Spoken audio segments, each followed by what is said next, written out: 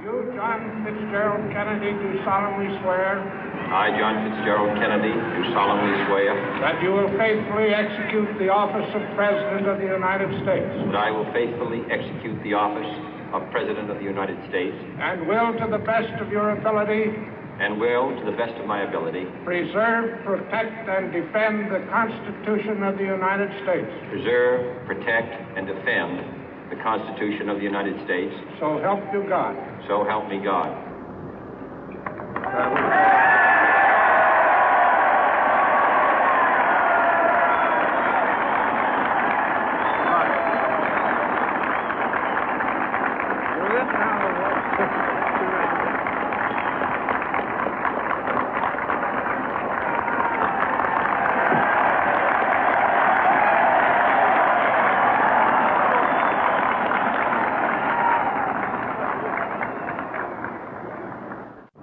Vice President Johnson, Mr. Speaker, Mr. Chief Justice, President Eisenhower, Vice President Nixon, President Truman, Reverend clergy, fellow citizens. We observe today not a victory of party, but a celebration of freedom, symbolizing an end as well as a beginning, signifying renewal as well as change. For I have sworn before you and Almighty God the same solemn oath our forebears prescribed nearly a century and 3/4 ago. The world is very different now, for man holds in his mortal hands the power to abolish all forms of human poverty and all forms of human life. And yet the same revolutionary beliefs for which our forebears fought are still at issue around the globe. The belief that the rights of man come not from the generosity of the state, but from the hand of God. We dare not forget today that we are the heirs of that first revolution. Let the word go forth from this time and place to friend and foe alike that the torch has been passed to a new generation of Americans born in this century, tempered by war, disciplined by a hard and bitter peace, proud of our ancient heritage, and unwilling to witness or permit the slow undoing of those human rights to which this nation has always been committed and to which we are committed today at home and around the world.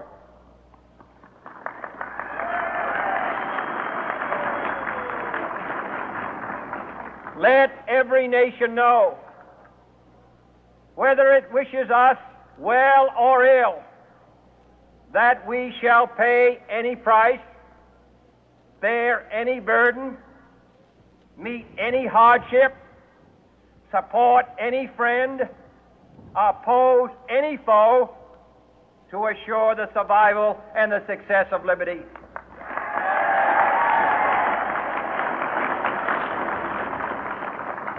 This much we pledge and more. To those old allies whose cultural and spiritual origins we share, we pledge the loyalty of faithful friends. United, there is little we cannot do in a host of cooperative ventures. Divided, there is little we can do, for we dare not meet a powerful challenge at odds and split asunder. To those new states whom we welcome to the ranks of the free, we pledge our word that one form of colonial control shall not have passed away, merely to be replaced by a far more iron tyranny. We shall not always expect to find them supporting our view, but we shall always hope to find them strongly supporting their own freedom, and to remember that in the past, those who foolishly sought power by riding the back of the tiger ended up inside.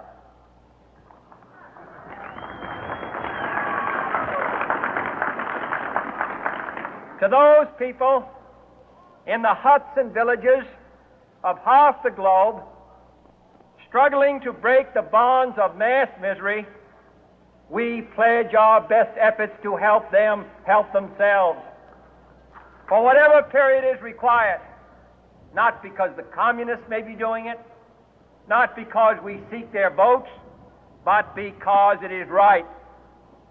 If a free society cannot help the many who are poor, it cannot save the few who are rich.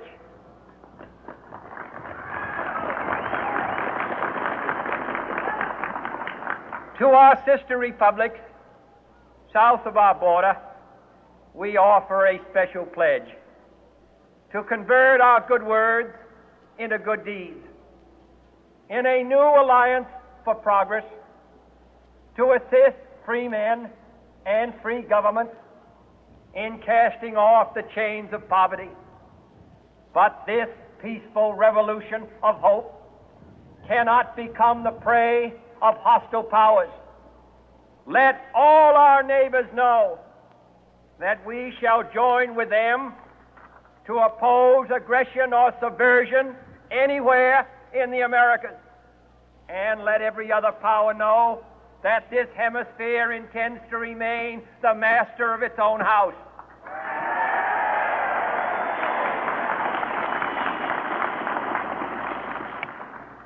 To that World Assembly of Sovereign States, the United Nations, our last best hope, in an age where the instruments of war have far outpaced the instruments of peace, we renew our pledge of support to prevent it from becoming merely a forum for invective, to strengthen its shield of the new and the weak, and to enlarge the area in which its writ may run.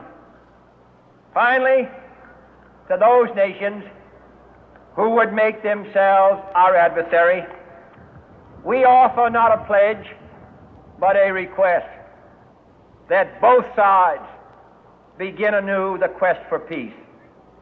Before the dark powers of destruction, unleashed by science, engulf all humanity in planned or accidental self-destruction, we dare not tempt them with weakness, for only when our arms are sufficient beyond doubt can we be certain beyond doubt that they will never be employed. But neither can two great and powerful groups of nations take comfort from our present course, both sides overburdened by the cost of modern weapons, both rightly alarmed by the steady spread of the deadly atom, yet both racing to alter that uncertain balance of terror that stays the hand of mankind's final war.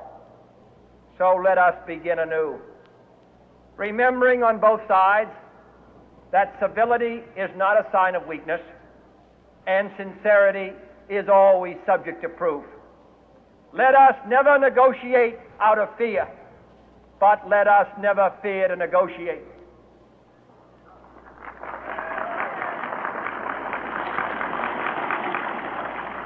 Let both sides explore what problems unite us, instead of belaboring those problems which divide us. Let both sides, for the first time, formulate serious and precise proposals for the inspection and control of arms, and bring the absolute power to destroy other nations under the absolute control of all nations.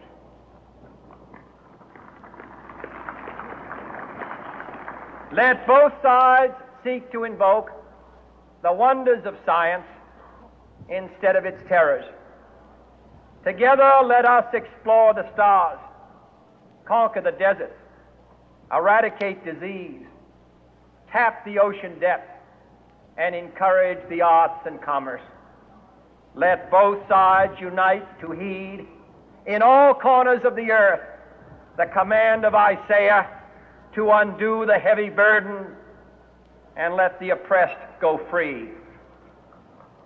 And if a beachhead of cooperation may push back the jungle of suspicion, let both sides join in creating a new endeavor, not a new balance of power, but a new world of law, where the strong are just and the weak secure and the peace preserved. All this will not be finished in the first 100 days, nor will it be finished in the first 1,000 days, nor in the life of this administration, nor even perhaps in our lifetime on this planet. But let us begin.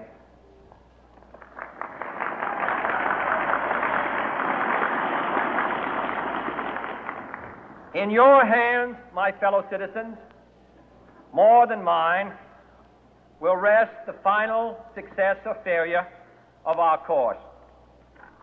Since this country was founded, each generation of Americans has been summoned to give testimony to its national loyalty.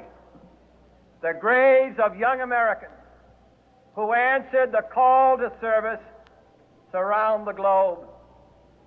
Now the trumpet summons us again, not as a call to bear arms, though arms we need, not as a call to battle, though in battle we are, but a call to bear the burden of a long twilight struggle, year in and year out, rejoicing in hope, patient in tribulation, a struggle against the common enemies of man, tyranny, poverty, disease, and war itself. Can we forge against these enemies a grand and global alliance, north and south, east and west, that can assure a more fruitful life for all mankind? Will you join in that historic effort?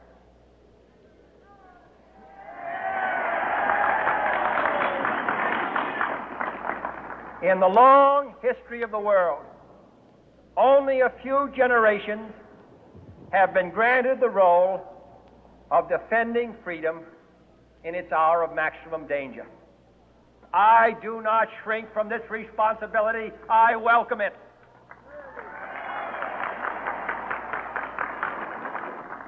I do not believe that any of us would exchange places with any other people or any other generation. The energy, the faith, the devotion which we bring to this endeavor will light our country and all who serve it. And the glow from that fire can truly light the world. And so, my fellow Americans, ask not what your country can do for you, ask what you can do for your country.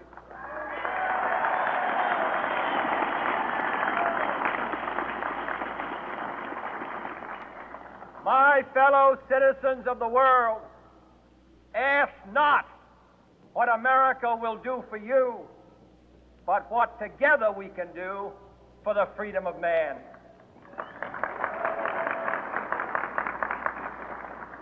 Finally, whether you are citizens of America or citizens of the world, ask of us here the same high standards of strength and sacrifice which we ask of you. With a good conscience